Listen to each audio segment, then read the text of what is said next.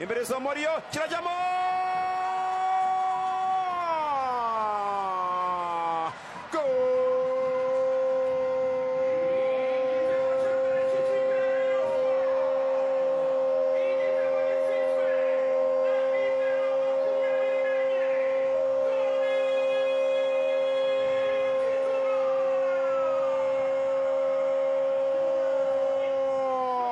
Kitoga.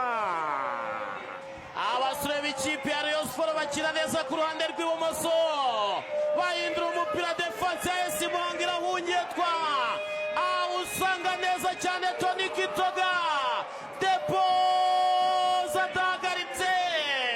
Tony Kitoga umusore uvuye mu ikipe yitwa Bukavu Dawa yo mu burasirazuba bwa Kongo, yavutse tariki 3 z'ukwezi kwa karindwi umwaka wa 2005, imyaka 20 y'amavuko, 1 na santimetero 75.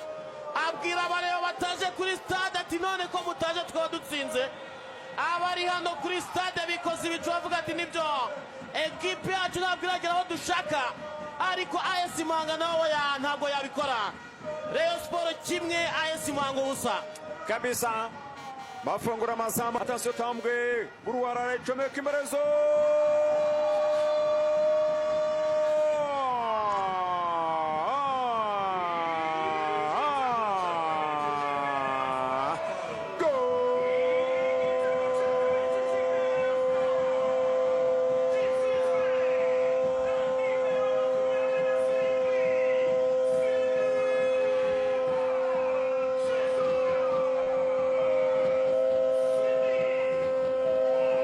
Sindi Poro Jesus Rayoni. Igitego cy'ubuhanga bwinshi nyuma y'uko ikipe ya Rayon Sports ivuye mu gice cya kabiri ije mu gice cya kabiri ishaka ibitego, bawusha icya mbere, bawusha icya kabiri, icya gatatu, ariko igitego cya kane baravuga ati oya Sindi Poro Jesus, umwana muto cyane avuye muri tsinda batsinde, aravuga ati reka dutsinde.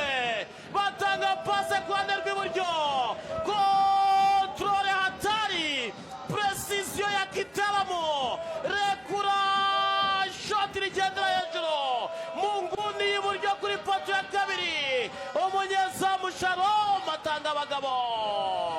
Sindi Paul Jezi, musore mutoya cyane kabisa, atsinda igitego cyiza nyuma yo kugerageza amahirwe menshi byanga. Sindi abwira ikipe ya AS Muhanga ati uyu munsi amanota 3 biragoranye. Rayon Sports 2, AS Muhanga ubusa kabisa. Rayon rero isoza akazi hano, isoza akazi kabisa.